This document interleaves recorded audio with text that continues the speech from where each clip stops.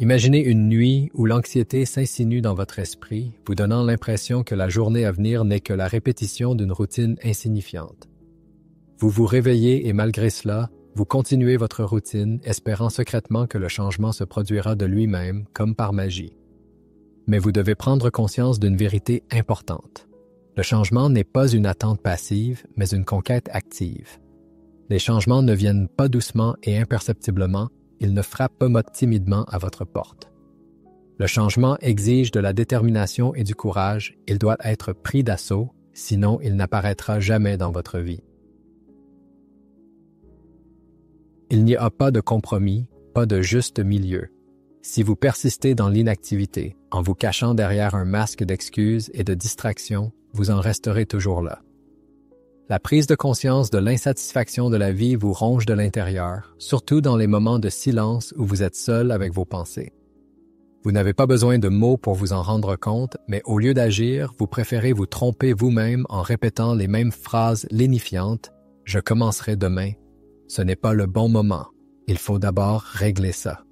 C'est ainsi que les jours se transforment en semaines, les semaines en années, mais rien ne change. Et si c'était ce soir, maintenant, que les choses pouvaient changer? Et si ce soir était le moment décisif où vous décidiez enfin de prendre votre vie en main et de commencer à avancer vers le changement dont vous rêvez depuis si longtemps? Ne pensez pas que le destin universel a prédéterminé pour vous une mission exceptionnelle ou qu'un symbole mystérieux est sur le point d'apparaître dans le ciel, annonçant votre destinée. La véritable raison réside dans votre capacité à décider d'agir ici et maintenant, sans la permission de personne, en mettant fin à l'attente stérile. C'est là que Quentin Tarantino entre en scène, car contrairement aux idées reçues, l'histoire de votre vie n'est pas un monument figé. Vous avez la possibilité de réviser le scénario, d'apporter des ajustements à l'intrigue et de jouer le rôle principal, de ne plus être une statistique dans votre propre film. Mais cette transformation a un prix, celui de la vérité. La méthode pour atteindre cette vérité est simple jusqu'à la cruauté. Un bloc-notes, un stylo et le silence apaisant du petit matin, c'est tout ce dont vous avez besoin. Pas besoin de conseillers spirituels, d'un autre livre de développement personnel, ni d'attendre une soudaine bouffée de motivation. Il suffit de s'asseoir, de respirer profondément et de commencer à écrire. Écrivez franchement sur vos erreurs, sans les édulcorations, les circonstances atténuantes et les excuses derrière lesquelles vous vous cachez habituellement pour éviter de faire face à la dure réalité. Après tout, le fond du problème, c'est que vous n'osez pas regarder la vérité en face, et c'est ce qui vous empêche de changer. On préfère se détourner du miroir plutôt que d'affronter son propre reflet. Friedrich Nietzsche nous exhorte à devenir ce que nous sommes. Cependant, pour mettre cela en pratique, il faut d'abord prendre conscience de sa véritable nature. Cela ne s'obtient pas par des slogans motivants ou une pensée positive superficielle. Il faut une autocritique impitoyable, la capacité d'analyser chaque erreur, chaque peur, chaque doute, en examinant scrupuleusement les raisons qui ont conduit à la situation actuelle. Fyodor Dostoïevski avait prévenu que la souffrance est l'outil le plus puissant de la connaissance de soi. Mais les individus l'évitent, atténuant la douleur par des distractions, des divertissements sans intérêt, croyant naïvement que le problème disparaîtra s'il l'ignore suffisamment longtemps, mais c'est une illusion. Le véritable changement ne se produit que lorsqu'une personne décide d'enlever son bandeau et de faire face à la vérité. Et ce qu'il voit, s'il est honnête avec lui-même, peut s'avérer être le chaos. Mais il est important de se rappeler que les catastrophes peuvent être surmontées, que les erreurs peuvent être corrigées et que l'histoire peut être réécrite. Souvenons-nous de Quentin Tarantino, un homme ordinaire sans relation puissante ni solution toute faite. Cependant, il avait dans son arsenal quelque chose que beaucoup n'ont pas, une passion inextinguible pour l'histoire qu'il voulait raconter au monde. C'est la pierre angulaire de la réussite, une histoire née dans son âme, qui n'était pas attendue de lui, qui n'était pas dictée par les circonstances, mais qui était vraiment la sienne. Et vous?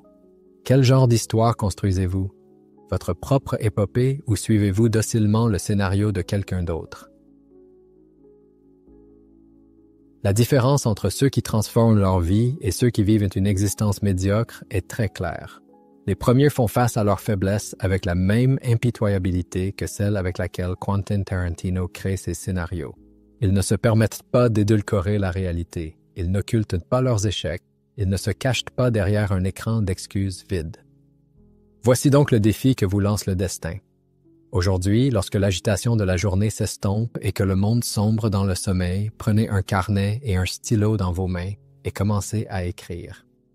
Oubliez la censure et l'apitoiement, coulez sur le papier toutes les erreurs que vous avez commises, toutes les mauvaises décisions que vous avez prises, toutes les peurs qui vous ont retenu, toutes les excuses que vous avez utilisées pour éviter d'aller de l'avant. Écrivez jusqu'à ce que vous ressentiez une douleur aiguë et même lorsque la douleur devient insupportable, continuez à écrire. Puis, armé de cette connaissance douloureuse mais vraie, commencez à chercher des solutions. Ne vous trouvez pas d'excuses en vous convainquant de la prétendue simplicité du changement. Certes, le chemin du changement est épineux, sinon tout le monde le franchirait facilement. Cependant, peu de gens affirment qu'il n'est pas nécessaire d'essayer de résoudre tous les problèmes du jour au lendemain. Il suffit de prendre une petite décision concrète qui peut être mise en œuvre dès demain pour amorcer des changements positifs. Attendre le moment idéal ou que la peur disparaisse complètement est un chemin qui ne mène nulle part. La préparation ne viendra jamais et la peur ne fera que se renforcer.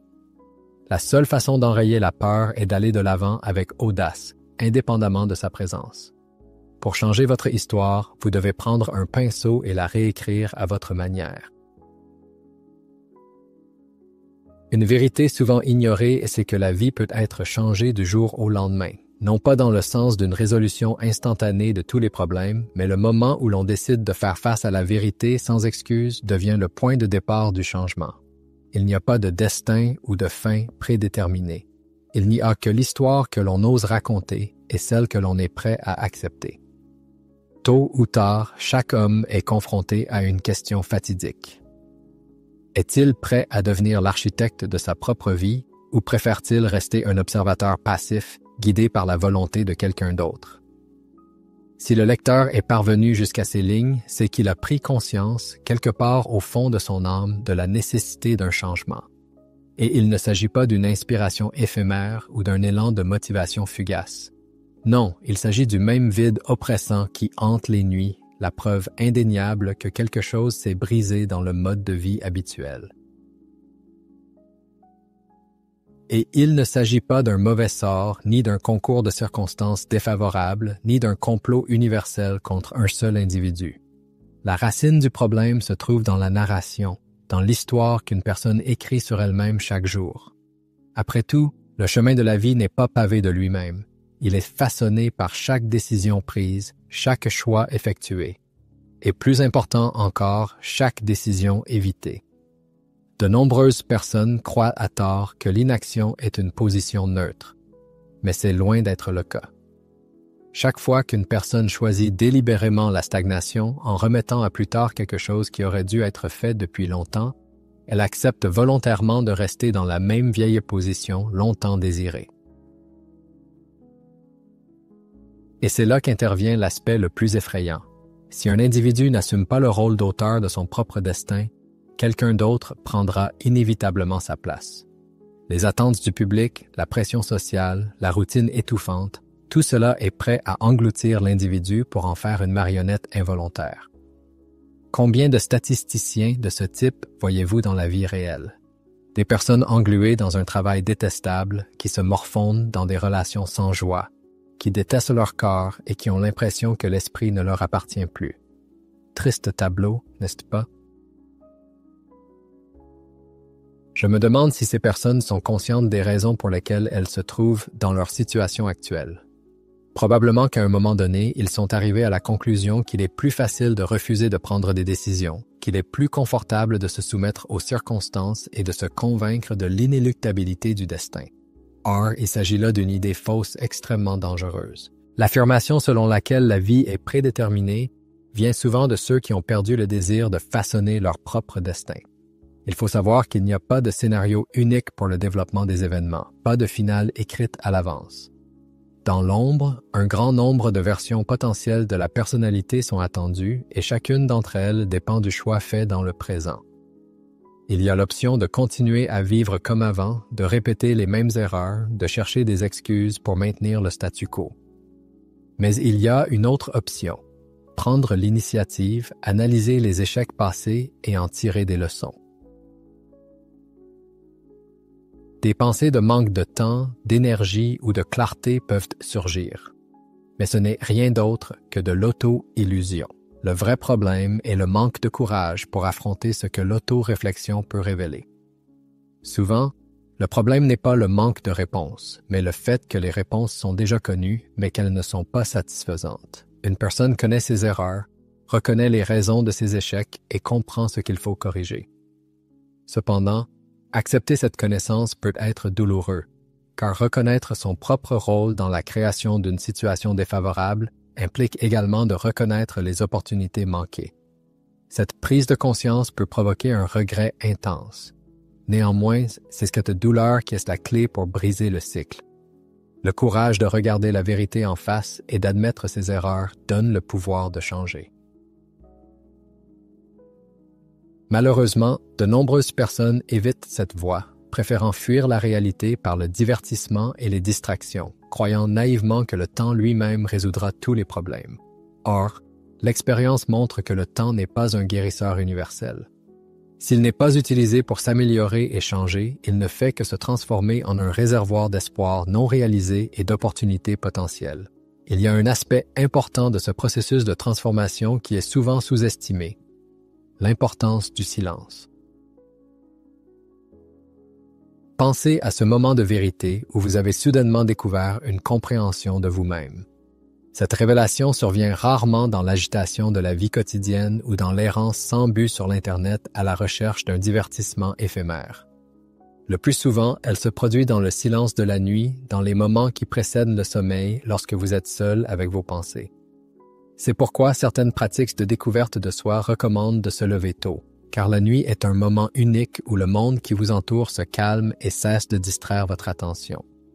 La nuit est si précieuse parce que les bruits extérieurs disparaissent, que personne ne demande rien et que vous pouvez enfin vous écouter sans interférence. Et c'est là qu'intervient une nuance importante. Si une personne évite d'être seule avec ses pensées, il est probable qu'elle craigne inconsciemment les monstres qui se cachent dans les profondeurs de sa conscience. Or, ce sont précisément ces peurs qu'il faut affronter. La nuit est comme une salle de montage pour l'âme, un moment où l'on peut se débarrasser de scénarios dépassés, réécrire des dialogues et changer le ton général de l'histoire de sa vie. Il n'est pas nécessaire d'effectuer tous les changements du jour au lendemain, mais il est important d'entamer le processus. Après tout, chaque minute passée à éviter l'introspection est une occasion manquée de prendre votre vie en main, et quelqu'un d'autre pourrait en profiter. La figure de Quentin Tarantino en est un exemple probant. Son ascension vers les sommets de l'art cinématographique ne s'est pas faite avec la permission ou l'approbation de qui que ce soit. Il n'a pas attendu que le monde lui donne le feu vert pour commencer à créer. Il s'est simplement retiré dans sa chambre et s'est plongé dans son travail parce qu'il a réalisé une vérité importante. Vous n'avez besoin de la permission de personne pour commencer à réécrire votre vie. Cependant, un autre aspect important est souvent négligé lorsqu'il s'agit de transformation personnelle. Le changement ne consiste pas seulement à commencer à faire ce qui est nécessaire, mais aussi à cesser de faire ce qui est contre-productif. Et c'est là que la plupart des gens échouent. Ils sont tellement préoccupés par la recherche de nouvelles habitudes, par des listes interminables d'objectifs et de promesses de changement qu'ils perdent de vue l'essentiel. Imaginez votre vie comme un film que vous avez tourné pendant des années, plein de scènes ratées, de prises répétées et de moments sans intérêt. Avant de commencer à tourner de nouvelles scènes, vous devez monter soigneusement les anciennes. Ce soir est une excellente occasion de faire une introspection et de repenser le parcours de votre vie. Il est important non seulement de vous concentrer sur vos désirs et vos aspirations, mais aussi de jeter un regard honnête sur ce dont vous devez vous défaire pour aller de l'avant. Il s'agit notamment des relations qui ne sont plus épanouissantes et joyeuses, des dépendances qui minent votre santé et des pensées intrusives qui limitent votre potentiel. Il est temps d'identifier ces facteurs négatifs, de pointer un curseur symbolique sur eux et de les supprimer résolument de votre histoire personnelle, tout comme un réalisateur habile supprime les scènes inutiles d'un film. Il ne s'agit pas de magie ou d'une technique de motivation bon marché. Il ne s'agit pas de dresser une liste de souhaits en attendant qu'un miracle se produise. Il s'agit d'une décision consciente de transformer cette liste en un guide d'action, de sorte que demain, lorsque vous vous regarderez dans le miroir, vous vous verrez comme une personne qui a le courage d'affronter la vérité sans farde. Si une personne décide vraiment de faire ce pas, elle changera. Ce n'est peut-être pas instantané et facile, mais c'est la capacité à changer le cours des choses lorsque tout semble perdu qui distingue une histoire digne de l'oubli d'une histoire qui laisse une trace indélébile. L'important n'est pas que le protagoniste soit irréprochable, mais qu'il soit capable de surmonter les difficultés et d'aller de l'avant. La question est donc la suivante. Un homme est-il prêt à continuer à se contenter du rôle d'une statistique dans son destin, ou est-il déterminé à créer un scénario qui révélera son véritable potentiel? Il convient de prendre conscience d'une vérité simple, mais qui donne à réfléchir. Le chemin de la vie ne prévoit pas de halte pour réfléchir et revenir au point de départ. Sur ce chemin, il n'y a pas de panneau indicateur pour avertir d'un mauvais virage, pas de filet de sécurité pour garantir la sûreté. Il n'y a que le présent, que le moment qui exige une décision immédiate. Le retard est lourd de conséquences. Un jour, en revenant sur ses pas, la personne se rendra compte du caractère irrémédiable des occasions manquées. Et ce n'est pas la peur de l'échec ou de l'erreur. La véritable horreur réside dans la prise de conscience que le temps est compté, que le scénario a été écrit par la main de quelqu'un d'autre et qu'il s'est lui-même transformé en quelqu'un qu'il n'aurait jamais rêvé de devenir. Et le pire, c'est que cette révélation ne sera pas accompagnée d'effets dramatiques, il n'y aura pas d'apogée cinématographique avec une musique pathétique. Il s'agira d'une prise de conscience silencieuse et douloureuse de son propre échec.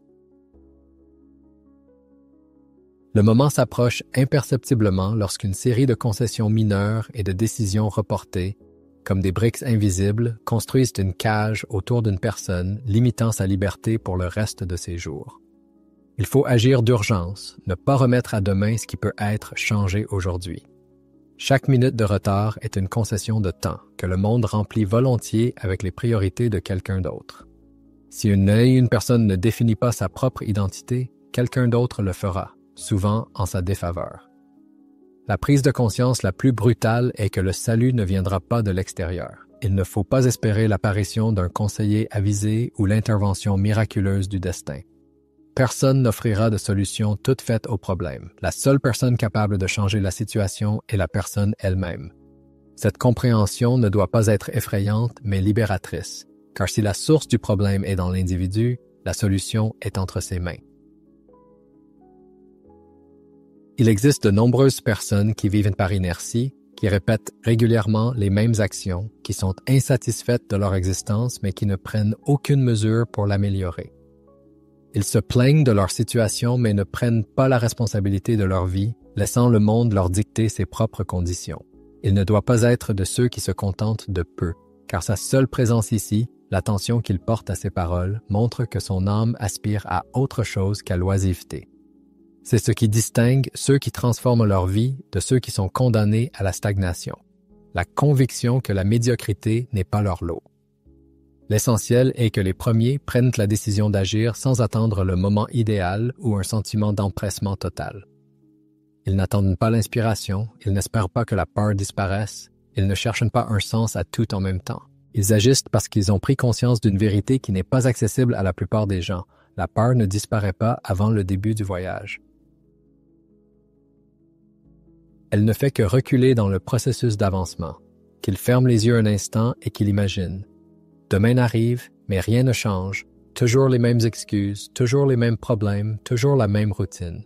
Les mois se succèdent, les années s'enchaînent et 10 ans sont derrière lui. Et il est toujours là où il était. Comment vous sentez-vous? Si le simple fait d'y penser le fait frémir, la réponse est évidente. Il n'est plus temps d'attendre, il n'est plus temps d'esquiver l'inévitable. Que la soirée qui s'annonce soit le moment de vérité, celui où l'on prend un stylo et où la feuille blanche rencontre un regard déterminé. Il est temps d'affronter des aspects de la vie que l'on a soigneusement évités jusqu'à présent. Il faut prendre le temps d'analyser soigneusement chaque problème comme un chirurgien dissèque un organisme complexe. Comme un metteur en scène impitoyable, il ne faut pas hésiter à couper tout le superflu, toutes les scènes qui ne servent à rien et ne font pas avancer l'intrigue. Car, en fin de compte, le monde se divise en deux types de personnes. Celles qui sont maîtresses de leur tête, de leur destin, et celles qui laissent les autres dicter les règles du jeu. À laquelle de ces deux catégories appartient chacun d'entre nous? Si ces mots ont touché une corde sensible, si au moins une phrase vous a fait réfléchir, l'auteur vous encourage à laisser votre marque dans les commentaires, que ce soit la phrase « Je réécris mon histoire » comme symbole d'une décision prise, peut-être pas encore pleinement réalisée. Pour ceux qui souhaitent davantage de contenu encourageant l'introspection et le changement, un abonnement à la chaîne est suggéré. Toutefois, cette offre ne s'adresse qu'à ceux qui sont vraiment prêts à affronter la vérité en face.